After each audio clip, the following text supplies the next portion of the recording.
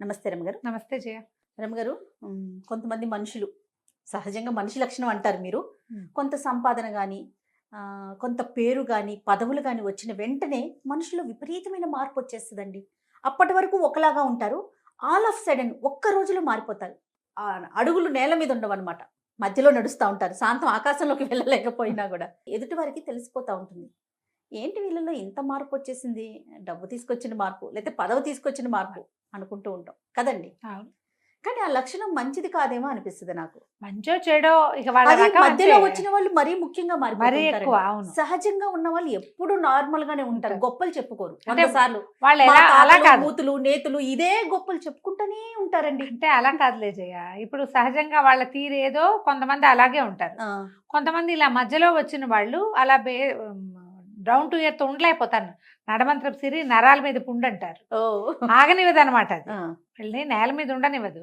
ఇక అంతే సంగతి. కొంతమంది తీరు హ్మ్. చెప్పలేకపోతాం. అది మంచా అవును. చెడా అంటే దాని మీద డిస్కషన్ పెట్టలేం మనం. హ్మ్. వాళ్ళ తరహా అది. కొంతమంది చూడు ఎంతొచ్చినా అప్పుడు ఏమొచ్చినా మాట మారరు. కూడా ఇసిరేస్తారు రమ్మగారు. విసిరేస్తారు. అది సరే మంచో చెడో వదిలేద్దాం. అవును. వాళ్ళ మంచి వాళ్ళకే ఉంటది. వాళ్ళ చెడు వాళ్ళకే ఉంటది. కానీ మాట ఇసురు అనేది ఎదుటి వాళ్ళకి చాలా బాధ అనిపిస్తదండి. కాదంటారా? అవును. ఏదో ఏదో వీడికి నడమంత్రం అనుకుంటారు. అనుకుంటారు. అంతే వాడితో పని ఉన్నప్పుడు ఇంకేం చేయలేరుగా చచ్చినట్టు వాడి దగ్గరే. చెప్పలేకపోతాం కదా! దీని మీద ఒక మంచి కథ ఉంది చెప్తాను జయ. ఓహ్! మన పాతకాలపు గాథల్లో చాలా కథలు చూస్తాం మనం. సినిమాల్లో కూడా ఓ ఆ! ముగ్గురు నలుగురు అన్నదమ్ములు ఉన్నారనుకో, ఒకడు చాలా మంచివాడు, ఒకడు చాలా తెలివైనవాడు అలా కనపడతారు. పెద్దవాడు చాలా మంచివాడు, మిగిలిన వాళ్ళంతా స్వార్థపరులు. హ్మ్. లేదా పెద్దవాళ్ళంతా అదో రకంగా ఉంటారు, ఆఖరి వాడు చాలా బుద్ధిమంతుడుగా ఉంటాడు. వాడు బేసిక్ చెడ్డవాడిగా కనపడతాడు, హ్మ్. కానీ చివరికి వాడు మంచివాడిగా టర్న్ అయ్యి కనపడతాడు. అవును. నువ్వు ఏ కథ సినిమా కథలు తీసుకో ఇలాగే ఉంటాయి. పెద్దవి చిన్నవి సినిమాలు తేడా లేవు, పాతవి కొత్తవి కూడా. అలా ఉండకపోతే మనం యాక్సెప్ట్ చేయలేము. చేయలేము. మనసుకు కూడా నచ్చదు. హ్యాపీ ఎండింగ్ ఉండాలి గదా మనకి. సాధారణంగా స్వార్థపరులు ఉన్న ఇంట్లో మంచివాళ్ళు ఉండేందుకు అవకాశం లేదు. అందరూ అలానే ఉంటారంటారా? డెఫినెట్‌గా. పై వాళ్ళంతా స్వార్థపరత్వం కాబట్టి చిన్నవాడు అదే కదా నేర్చుకుంటాడు జయ. హ్మ్. అవునా కాదా? లక్షణాలు మారవంటారా రమ్మగారు? ఏమి మారవు. అవన్నీ సినిమాటిక్ ఓన్లీ స్టోరీస్‌లో ఉంటాయి అవి. వీళ్ళకి కూడా ఎంతో కొంత స్వార్థం ఖచ్చితంగా ఉంటుంది. పెద్దవాళ్ళందరూ మంచివాళ్ళనుకో, చిన్న పొన్న స్వార్థపరత్వాలున్నా కొంత మంచితనం అలవాటవుతుంది చూడు. హ్మ్. హ్మ్. అలవాటవుతుంది. ఆ అలవాటు ప్రకారం మంచితనం ఉంటుంది. ఓకే. ఈ స్వార్థపరత్వాలు, చెడ్డతనాలు, సొంతం చూసుకోవటాలు, సెల్ఫిష్‌గా ఉండటాలు, బేసిక్ థింగ్స్ అవి ఇళ్లల్లో ఉన్నాయి అంటే హ్మ్. పిల్లలకి వచ్చేస్తాయి. ఆటోమేటిక్‌గా. చాలా కష్టం అవి పోగొట్టుకోవటం. పోగొట్టుకోవాలని కూడా అనుకోరు. ఇది చెడ్డది, ఇది పోగొట్టుకోవాలని భావించరు కూడా అది మనుషులు. వాళ్ళకి క్యాజువల్‌గా ఉంటుందేమో బహుశా. క్యాజువల్‌గా ఉంటుంది. పూర్వం అంట ఒక పల్లెటూరులో ముగ్గురు అన్నదమ్ములు ఉండేవారు. వాడు సూర్యవర్ధనుడు, చంద్రవర్ధనుడు, బాలవర్ధనుడు. సూర్యుడు, చంద్రుడు, బాలుడు అని పిలుచుకునేవాళ్ళు. అయితే వీళ్ళకి ఏమి ఆస్తి స్వాస్తి ఏం లేదు. అమ్మా నాన్న చిన్నప్పుడే పోయారు. ఒక పెద్ద మామిడి చెట్టు ఉండేదట. అది శాఖోపశాఖలుగా అన్ని పక్కలకి వెళ్ళిపోయి ఉండేది. అయితే వీళ్ళు ఏం చేశారట, కొంచెం పెద్దవాళ్ళు అయ్యాక, అంతకుముందు నాన్న ఉండగా ఏదో పెంచి పోషించేవాడు. చిన్న పన్న పనులకు వెళ్ళేవాళ్ళు. సీజన్లో కొంచెం మార్చి మన ఏప్రిల్ ఫిబ్రవరి నుంచి మామిడి చెట్టు విపరీతంగా కాసేదట. కొమ్మల్ని పంచుకున్నారు. ఈ వైపు కొమ్మలు నీవి, ఈ వైపు కొమ్మలు నావి, ఆ వైపు కొమ్మలు వాడివి అని. ఇద్దరు ఒకవైపు కాయలు కోసి పట్టుకెళ్ళి అమ్మకానికి వెళ్తారు. ఒకటి చెట్టు కాపలాగాయలు. ఎవరు చెట్టు కాయలు కోసేయకుండా. ఎండాకాలం అంతా చెట్టుకి అది సంవత్సరం అంతా పోషణ చేసి, ఎండాకాలం అంతా కాసిన కాయలు పళ్ళు అమ్ముకునేవాళ్ళు. ఆ డబ్బులు జాగ్రత్త పెట్టుకుని ఏడాదంతా గడుపుకునేవాళ్ళు అనమాట. రోజుకు ఒకటి చొప్పున ఇంటి చెట్టుకి కాపలా ఉండేవాళ్ళు. ముందు చిన్నవాళ్ళిద్దరూ పళ్ళు తీసుకెళ్ళారు. పెద్దవాడు కాపలా కాస్తుంటే ఒక ఆయన ముసలాయన కొంచెం సాధువు ఫకీర్ లాగా ఉన్నాడు. ఆయన వచ్చి, బాబు ఎండకి చాలా ఆకలిస్తుందిరా నాయన, ఇక్కడెక్కడ నీళ్ళు లేదు, చెట్టు కింద కూర్చుంటానంటే కూర్చోమన్నాడు. ఏదో పొంతలో నీళ్లుంటే కాసిన నీళ్ళు ఇచ్చాడు. చాలా ఆకలిగా ఉందంటే ఏమన్నాడు, ఈ 2 కొమ్మలు మా తమ్ముళ్ళవి, నేను నా కొమ్మ నుంచి కోసిస్తానని తన వైపు నుంచి 4 కొంచెం దోరగా పండినవి, కొంచెం ఆకుపచ్చ నుంచి పసుపు తిరుగుతున్న కాయలు ఉన్నాయి, ఇంకా పచ్చబడలేదు పూర్తిగా. అవి కోసి కత్తి పెట్టి ముక్కలు తరిగి చేతిలో పెట్టాడు. ఆ పండువాకు వచ్చిన ముక్కలు తిని ముసలాయన మంచినీళ్ళు తాగి ఒక గంట పడుకుని లేచి వెళ్ళాడు. రెండో రోజు రెండో వాడి వంతు చెట్టు కాపల. రెండో రోజు కూడా ముసలాయన వచ్చాడు. మళ్ళా యథాప్రకారం మంచినీళ్ళు తాగాడు. అబ్బాయి 4 పళ్ళు కోసిస్తే తిన్నాడు. మూడో రోజు ఆఖరివాడి వంతు. ఆఖరివాడు కూడా పళ్ళు కోసిచ్చాడు. కూర్చో తాత, సాయంత్రం మా అన్నయ్య వాళ్ళు వస్తారు, బియ్యం అవి తెస్తారు, మేము అన్నం వండుకుంటాం, అన్నం కూడా తిని వెళ్దువు కానీ అని పిలిచాడు. ఆయన అన్నాడు, ఒరే మీ అన్నయ్య వాళ్ళిద్దరిని రాని నేను చెప్తాను అన్నాడు. అన్నయ్య వాళ్ళిద్దరు వచ్చాక వాళ్ళతో పాటు అన్నం తిని ఏమన్నాడు, మీరు వాళ్ళు మంచివాళ్ళరా, ఉమ్, మీకున్న కాస్తలోనే వచ్చిన వాడికి ఏదైనా పెట్టాలని అనుకుంటున్నారు, మీకు ఏదైనా మేలు చేస్తాను, నాతో పాటు రండి అని ముగ్గురిని వెంబడబెట్టు తీసుకెళ్ళాడు. ఓకే. అట్లా నడుచుకుంటూ నడుచుకుంటూ నడుచుకుంటూ నడుచుకుంటూ పోయారు. ఎక్కడికో నడిచారు. నడుచుకుంటూ వెళ్తుంటే ఒక ఏరు అడ్డం వచ్చిందట. ఉమ్, నది అది ఎక్కడదో ఇటు పక్కకి వస్తుంది. నది దగ్గరకు వచ్చేసరికల్లా పెద్దవాడి కళ్ళు అట్లా నదిలోకే చూస్తున్నాడు. ముసలాయన అడిగాడు, ఏమిట్రా నాయన అట్లా చూస్తున్నావు, నీకు ఇంకా కోరిక కలుగుతుందంటే, ఈ నదిలో నీళ్ళన్నీ పాలైపోతాయి, ఉమ్, చక్కగా పెరుగు తోడుపెట్టి మీగడ తీసి వెన్న చేస్తే నెయ్యి పాలు అమ్ముకోవచ్చు, పెరుగు అమ్ముకోవచ్చు, వెన్న అమ్ముకోవచ్చు, మీగడ అమ్ముకోవచ్చు, నెయ్యి నెయ్యి అమ్ముకోవచ్చు అమ్ముకోవచ్చు. అన్నాడు. అనేసరికల్లా అంతే కదా, తీరిపోతుంది నీ కోరిక, ఇవన్నీ పాలైపోతాయి పోమన్నట్టు. ఈ వైపుకి పారే ముక్కంతా పాలేట. ఇంకా ఓ, ఇచ్చిన వాళ్ళిద్దరిని వెంబడి పెట్టుకుని ముసలాయన ఇంకా ముందుకు తీసుకుపోయాడు. ముందుకు తీసుకెళ్తే ఒక పెద్ద మైదానం వచ్చిందట. మైదానం నిండా పావురాలే. అని ఇప్పుడు మనం కొన్ని చోట్ల చూస్తాం, పావురాలన్నీ వాళ్ళ నేల మీద పొడుచుకొని తింటూ ఉంటాయి. అవునవును. ఆ పావురాలను చూసేసరికి ఆగిపోయాడట రెండో అబ్బాయి. ముసలాయన అడిగాడు, ఏం ఐడియా వచ్చింది నీకంటే, ఈ పావురాలన్నీ గొర్రెలు అయిపోతాయి, ఇన్ని వేల పావురాలు ఉన్నాయి, ఇన్ని వేల గొర్రెలు అయితే చక్కగా ఉన్ని వ్యాపారం చేసుకోవచ్చు, గొర్రెలు కాసుకోవచ్చు, గొర్రెలు అమ్మితే కూడా లాభం వస్తుంది, అట్లాంటి కోరికలు ఎట్లా తీరుతాయి తాత అంటే, ఎందుకు తీరవరా, పో నీకు ఇవన్నీ గొర్రెలు చేసిస్తానన్నాడు. మొత్తం గొర్రెలు అయిపోయింది. ఓ, గొర్రెలు అయిపోతే సరే మూడో వాడిని వెంబడి పెట్టుకుని ముసలాయన నడవటం మొదలుపెట్టాడు. వెళ్తూ వెళ్తూ వెళ్తూ వెళ్తూ ఉన్నారు. వాడు దేన్ని చూసి ఉద్రేక పట్టల్లా ఉత్సాహపట్టల్లా కుర్రాడు. ఆయన అన్నాడు, ఎరా ఎంత నడిచినా ఏ కోరికలు పుట్టబెంటరా మీ అన్నయ్యలాగా, నీకంటే నా కోరిక తీరే కోరిక కాదు, రాజుగారి పట్టపు రాజుగారి కూతుర్ని పెళ్లి చేసుకోవాలని ఉంది నాకు, ఒక మాట ఎప్పుడో చూశాను, ఇవన్నీ ఏముంది అవే వస్తాయి అనేసరికి ఈయన అన్నాడు, అంతే కదా, రాజు కూతుర్ని పెళ్లి చేసుకోవాలి, నీ సులువుగా నీ పని అయిపోతుందని చెప్పాడు. అక్కడి నుంచి ఈయన అన్నాడు, పద నిన్ను రాజుగారి దగ్గర తీసుకెళ్తానని రాజుగారి దగ్గరికి ఈ కుర్రాన్ని వెంబడి పెట్టు తీసుకెళ్ళాడు. మీ పిల్లని వీడికి ఇచ్చి పెళ్లి చేయండి అని చెప్పడానికి. అయితే అక్కడ ఆల్రెడీ ఇద్దరు పెళ్లి కొడుకులు సిద్ధంగా ఉన్నారు. రాకుమారిని పెళ్లి చేసుకోవడానికి వచ్చింది వాళ్ళు. రాజు అన్నాడు, నువ్వు గొప్ప సన్యాసివి, చాలా గొప్పవాడి, నువ్వు తెచ్చిన కుర్రాన్ని నేను కన్సిడర్ చేయవలసిందే, కాకపోతే ఇంకో ఇద్దరు ఉన్నారు కదా, ముగ్గురు, ఈ ముగ్గురులో ఎవరో మంచి పెళ్లి కొడుకు మీరే నిర్ణయించండి అన్నాడు.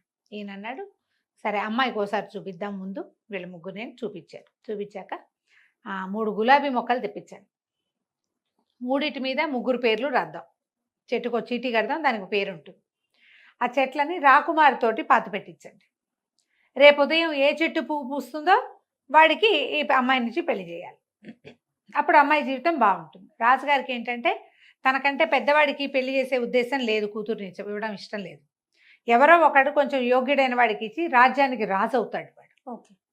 సరే ఏమైంది, 3 గులాబీ చెట్లు తెప్పించారు, రాజకుమారితోటి ముగ్గురు పేర్లు రాయించి కట్టించారు, తర్వాత గొప్పులు తవ్వి రాజకుమారితోటి మొక్కలు నాటిపించారు. తెల్లవారేసరికల్లా ఈ సన్యాసి గారి మహత్యంతో ఈ బాలవర్ధనుడు ఉన్నాడు కదా, అతను పేరు రాసున్న చెట్టుకి గులాబీ పువ్వు పూస్తుంది. రాజుగారు ఒప్పుకున్నాడు. ఒప్పుకొని బాలవర్ధనుడికి ఇచ్చి పెళ్లి చేశారు. అయితే ఆ రాజ్యంలో రూల్ ఏంటంటే, ఇట్లా కొత్తగా పెళ్ళయి రేపొద్దున రాజ్యానికి రావాల్సిన వాళ్ళు 5 సంవత్సరాలు అడవిలో బతకాలి. ఓహో. ఒక ఇల్లు కట్టించి ఇస్తారు, కందమూలాలు తవ్వుకుంటూ అడవిలో జంతువులను వేటాడుకుంటూ ఏదైనా చేసుకుంటే వ్యవసాయాన్ని ఓపి కొద్దీ చేసుకోవచ్చు. రాజకుమారుడు రాజకుమార్తె వాళ్ళిద్దరే ఉండాలి, అదే భార్యాభర్త. వీళ్ళని అడవికి పంపేశారు పెళ్ళైన 16 రోజున. సరే కొంతకాలం గడిచిన తర్వాత ఈ ముసలాయన ఏం చేశాడు, ఈ ఫకీర్ గారు మా పెద్దవాడి దగ్గరికి వెళ్ళాడు. అక్కడ మంచి బ్రహ్మాండంగా ఉంది బిజినెస్, మామూలుగా లేదు వ్యవహారం. పాలు కాచేవాళ్ళు కాస్తున్నారు, తోళ్ళు పెట్టేవాళ్ళు పెడుతున్నారు, మజ్జిగలు చిలికేవాళ్ళు, వెన్నలు తీసేవాళ్ళు, నెయ్యి కాగబెట్టేవాళ్ళు, ఆ నేతిని డబ్బాల్లో పోసి అమ్మేవాళ్ళు, బోల్డని బళ్ళు, వ్యవహారం ఎంత డబ్బు వచ్చిందో అంత డబ్బే అక్కడ. ఈ వస్తువులన్నిటితో పాటు పాలు బై ప్రోడక్ట్స్తో పాటు డబ్బు. సరే నేం చేశాడు, అందరినీ పలకరించుకుంటూ పోయి ఆ పెద్దవాడైనటువంటి సూర్యవర్ధనుడిని, ఏరా నాయనా బాగున్నావా ఏమిటి అనేసరికల్లా, ఓ బ్రహ్మాండంగా ఉన్నాను, చాలా బిజీగా ఉన్నాను, ఇప్పుడు నీతో మాట్లాడలేను అన్నాడు.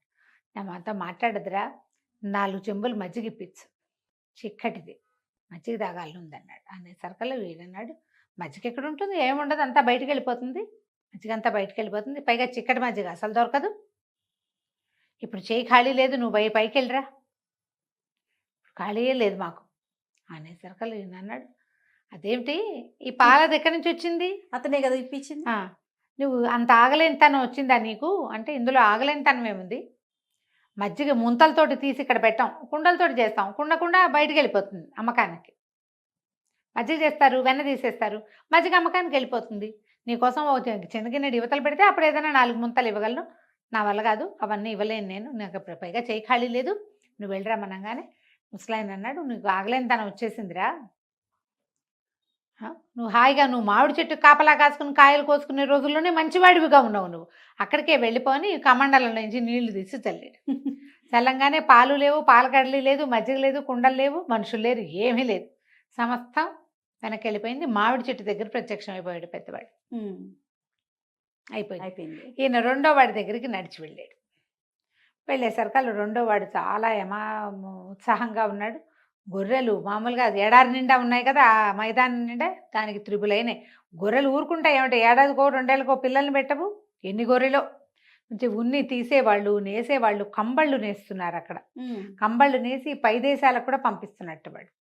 పంపిస్తుంటే ఈయన వెళ్ళి, ఎవరే చలికి ఆగలేకపోతున్నాను నాయన, ఒక కంబళి ఇప్పించు నాకు అని అడిగాడు. అడిగేసరికల్లా ఇతను అన్నాడు, కంబళి కాదు, చిన్న ముక్క కూడా ఇవ్వలేను, ఎందుకంటే ఇవన్నీ బయటికి వెళ్ళిపోయేవి. ఇందులో నుంచి ఒకటి తీస్తే లెక్క తగ్గిపోతుంది. 100 ఇస్తామన్నావు, 100 ఒకటి తీసామనుకో 99 అవుతుంది. కాబట్టి ఇప్పుడు ఏం కుదరదు, రేపో మాపో కనపడు, కొంచెం గొర్రెబొచ్చి ఇప్పిస్తా, ఎక్కడైనా నేర్చుకోను, మా దగ్గర కుదరదు, మాదంతా ఎక్స్పోర్ట్ క్వాలిటీ, చిన్న చిన్న పనులు చెయ్యం మేమన్నాడు. పాత కంబళి ముక్క కూడా ఇవ్వలే ఆయనకి. ఇవ్వకపోయేసరికల్లా ఏం చెప్పాడు, సరే నువ్వు కూడా అలాంటి వాడివే, మీరు మామిడి చెట్టు కాపలాకే పనికొస్తారు, అక్కడ ఉండగా మీకు దాన గుణం ఉంది, మీకున్న కాస్తలో పెట్టే గుణం ఉంది, ఇప్పుడు ఎంత వచ్చినా పెట్టే గుణం లేదు. నీకు మనుషులతో పాటు పెరగవలసింది ఏమిటి? పెట్టు గుణం, అంతేగా, అది పెరగాలి. నీకు పెరగలేదు, నువ్వు వెనక్కి వెళ్ళిపోమని మొత్తం నీళ్ళు చల్లాడు. ఆ మొత్తం గొర్రెలన్నీ మంత్రజలం తగలంగానే పౌరాలు అయిపోయినాయి. ఎక్స్పోర్టు లేదు, ఇంపోర్టు లేదు. ఇంకా రెండో వాడు పోయాడు. ఈయన మూడో వాడి దగ్గరికి వెళ్ళాడు. వీళ్ళు ఒక చిన్న సరస్సు తీరంలో ఒక గుడిసె లాంటిది కాస్త పెద్దదే వేసుకుని భార్యాభర్త ఉంటున్నారు. వీళ్ళని చూడంగానే వాళ్ళు ఏం చేస్తున్నారు, కందమూలాలు దుంపలు తవ్వుకుని ఉడకబెట్టుకుంటారు. కొద్దిగా ఊచబియ్యం అవి దొరుకుతాయి అడవిలో, ఏదో కొంచెం వండుకుంటారు. రకరకాలు చేసుకోలేరు, పనివాళ్ళు గినివాళ్ళు లేరు. ఈ ఫకీరు ఈయన వృద్ధుడు వచ్చేసరికల్లా, వచ్చావా తాత, ఎంతకాలం అయింది నిన్ను చూసని ఆ కుర్రాడు బాలవర్ధనుడు ఎదురొచ్చాడు. ఆ అమ్మాయి కాళ్ళకి నీళ్ళు తెచ్చిచ్చింది. ఆకలిస్తుందంటే, సరే మేము వండుకున్నాం, మాతో పాటే తిందుగాను నువ్వని. ఇక మళ్ళీ వండల, వాళ్ళ దాంట్లోనే చెరుకో సగము పెట్టి ఈయనకి కాళ్ళు విసుగుతూ పక్కన కూర్చున్నాడు. ఈయన అన్నాడు, నువ్వు మారలేదురా, రాజుగారి కూతురు నీ భార్య అయినా మారలా. ఇంకొక సంవత్సరం గడిస్తే నువ్వు ఇక్కడి నుంచి వెళ్ళి రాజు అవుతావు. రాజు అయిపోతున్నానన్న ఉత్సాహం వచ్చినా నువ్వు మారలేదు. మార్పు లేని వాడివి నువ్వు ఒకడవే.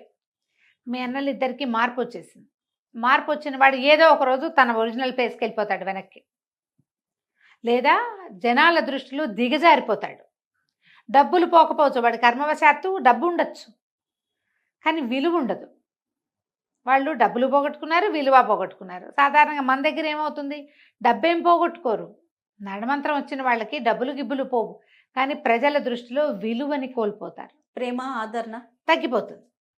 ఆలోచించుకోవాలి ప్రతి వాళ్ళు కూడా. ఇలా మనం ముందుకెళ్ళేటప్పుడు మన ప్రవర్తన లోపాలు ఏమైనా ఉన్నాయా, మనం ఏమిటో ఓవర్గా ప్రవర్తిస్తున్నామా, కొంచెం ఎక్కిపోయామా మనం అనేది ఆలోచించుకుని దాన్ని కొంచెం కట్ చేసుకుంటే మనుషులతో బాగుంటుంది జీవితం. కేవలం డబ్బుతోనే కాదు రమ్మగారు, కొన్నిసార్లు పేరు వచ్చినా కూడా నేల మీద నిలవలేకపోతారండి, పదవులు వచ్చినా కూడా నిలవలేకపోతారు రమ్మగారు.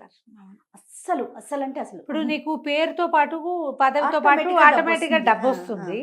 పేరు నిలవనివ్వదు. రైట్ రామ్ గారు, నమస్తే. సుమన్ టీవీలో మీ పర్సనల్ అండ్ బిజినెస్ ప్రమోషన్స్ కోసం కింది నెంబర్కి కాంటాక్ట్ చేయండి.